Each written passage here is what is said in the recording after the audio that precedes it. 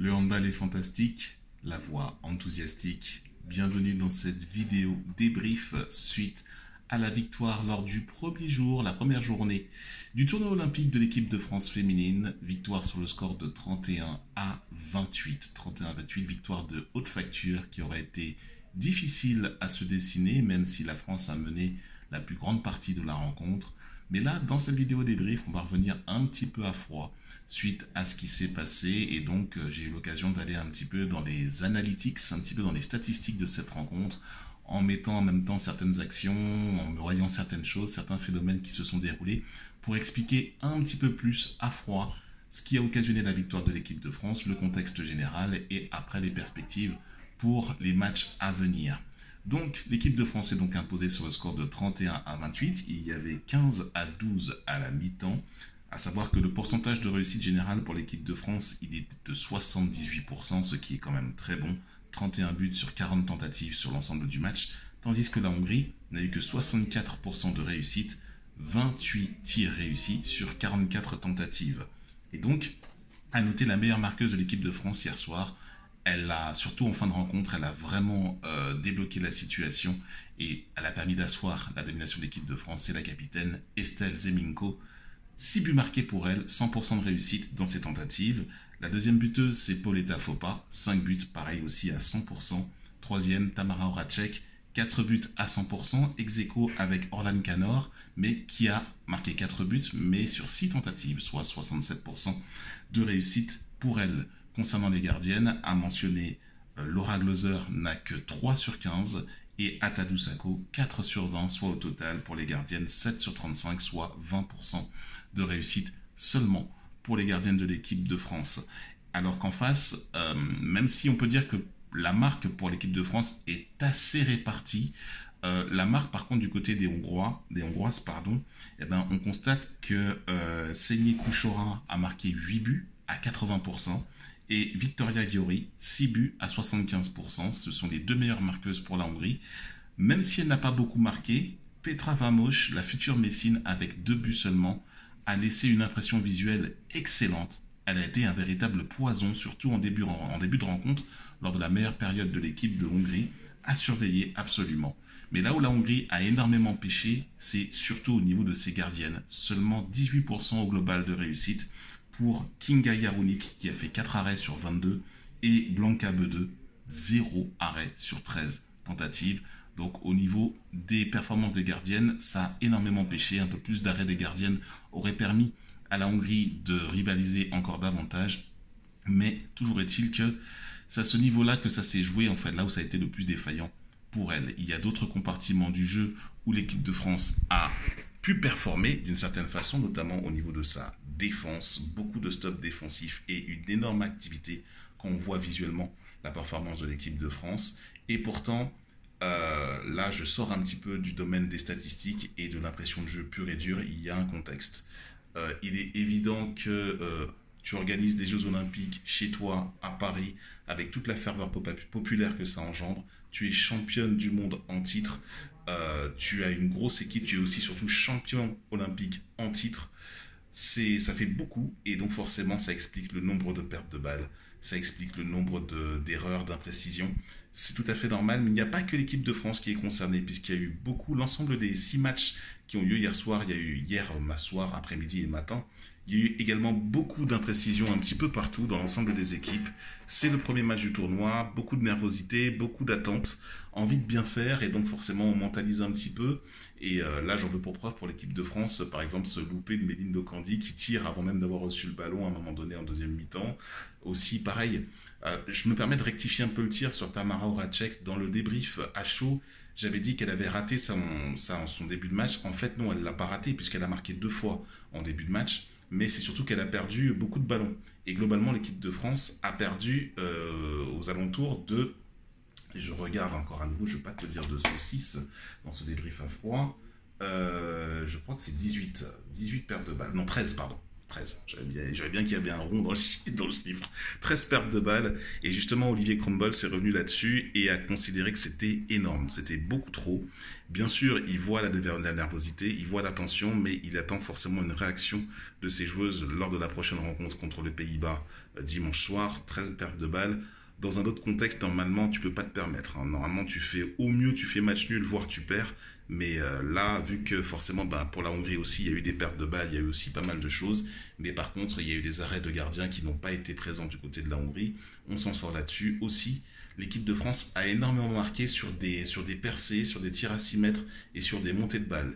Il n'y a eu que 7 buts sur des tirs à 9 mètres, un petit peu à distance. Mais le jeu de l'équipe de France est surtout sur du 1 contre 1, on l'a vu avec Méline Nokandi, et aussi également sur des percées avec des passes de Tamara Horacek, notamment des passes no-look, des passes aveugles, et qui font qu'il y a une vraie alchimie dans cette équipe. Il y a des schémas, il y a des combinaisons, il y a une intimité, une relation qui est clairement établie au sein des joueuses, que ce soit la relation sur la base arrière et en même temps la relation avec Paoletta Fopa.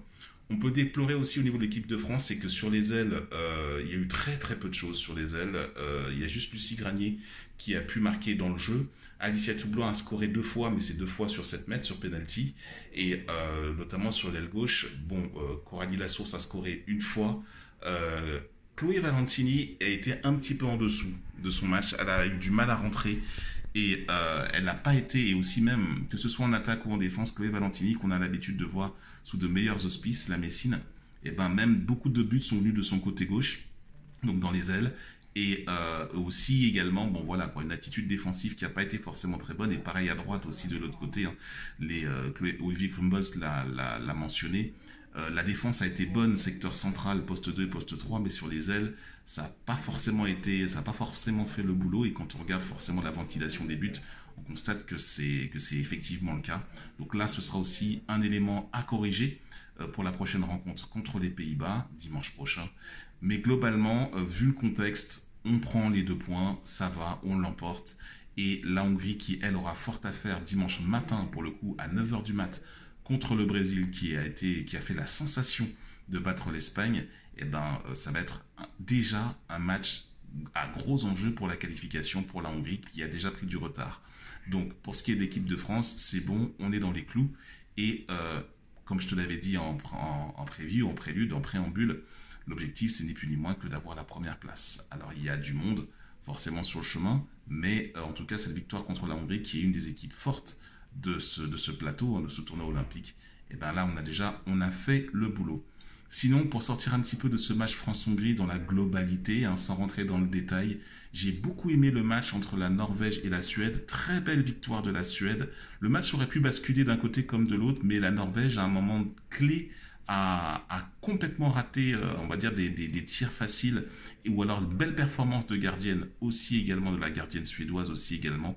On parle même pas de Catherine Lunde en Norvège elle a mon âge en fait, elle est née en 80 comme moi, c'est marrant de voir ça. Ça m'avait, quand je m'en suis rendu compte, je me dis tiens, Catherine Lunde, la gardienne norvégienne la plus âgée, vraiment a fait une très très belle performance. Il y a eu énormément d'arrêts de gardien dans ce match-là.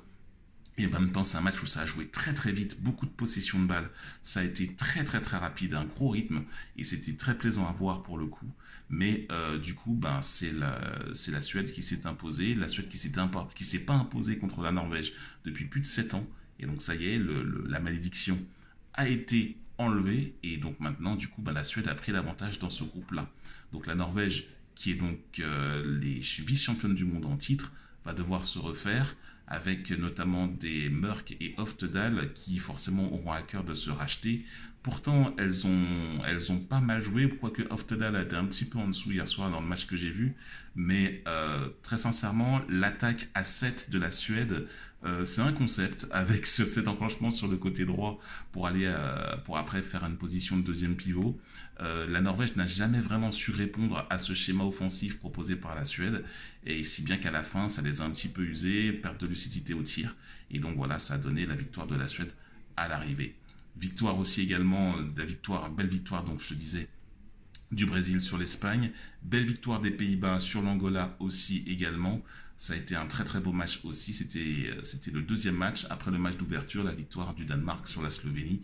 La Slovénie qui est l'équipe rookie, nouvelle, qui n'a jamais disputé les Jeux Olympiques auparavant. Et donc forcément beaucoup de pression pour les coéquipières d'Anna Gross. Et donc pour le coup, ça a donné la victoire du Danemark qui revient en forme et en force. Les coéquipières de Sandra Toft sont là et vont être de sacrés, on va dire des sacrés atouts pour remporter une des 3 médailles, en tout cas la médaille d'or bien entendu, le Danemark bien sûr qui est là comme toutes les nations scandinaves pour faire valoir leur statut et leur rang. Voilà pour cette vidéo, je te donne rendez-vous cette fois-ci pour le tournoi masculin. Samedi, on va vibrer toute la journée et bien sûr en point d'orgue à 21h samedi soir, le duel, le choc des titans, Nikola Karabatic versus Mikkel Hansen, France-Danemark à 21h. Je viendrai donc pour ma prochaine vidéo te présenter le débrief à chaud de cette rencontre. Je ne vais pas rater ça pour rien au monde. Les deux titans, les deux anciens coéquipiers au Paris Saint-Germain qui vont se livrer une bataille fratricide en ouverture de ces Jeux Olympiques pour le tableau masculin. C'est un de ces points forts de ce tournoi masculin de handball à suivre de manière très attentive, mais surtout à ne manquer sous aucun prétexte si tu aimes le handball. C'est très important de voir cette rencontre. France-Danemark, je viendrai donc pour le débrief et bien sûr le dimanche, je viendrai te faire le débrief à froid et en même temps on va présenter la rencontre France-Pays-Bas pour les filles. Les filles reviennent dimanche, donc 2 jours de repos. Aujourd'hui, au moment où je te fais cette vidéo, on est le vendredi jour de la cérémonie d'ouverture des Jeux Olympiques, donc il n'y a rien, aucun match. Mais par contre, à partir de demain, tous les jours, ça va envoyer tous les jours, sans exception, jusqu'aux finales masculines qui auront lieu le dimanche 11 août. Et la veille, le samedi 10, ce sera la finale féminine.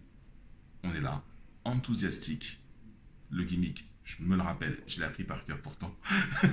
Le handball est fantastique. La voix enthousiastique. Commente, like, partage, fais suivre à tous tes coéquipiers, à tous tes potes passionnés de handball. Et ça fera un immense plaisir de pouvoir échanger avec toi. À très bientôt. Suis-moi aussi sur mon compte Instagram. Je fais des stories très régulièrement. Et également, aussi dans la description, il y a le podcast de la première émission Enthusiastic Podcast que j'ai enregistré avec le speaker du HBC Nantes, Dominique Bouziane. On parle de speaker à speaker. J'aurai l'occasion de te dévoiler un petit peu mon activité et comment ça se passe pour moi dans le milieu du hand. Mais d'abord, allez les bleus, filles comme garçons. À bientôt pour une prochaine vidéo. Salut.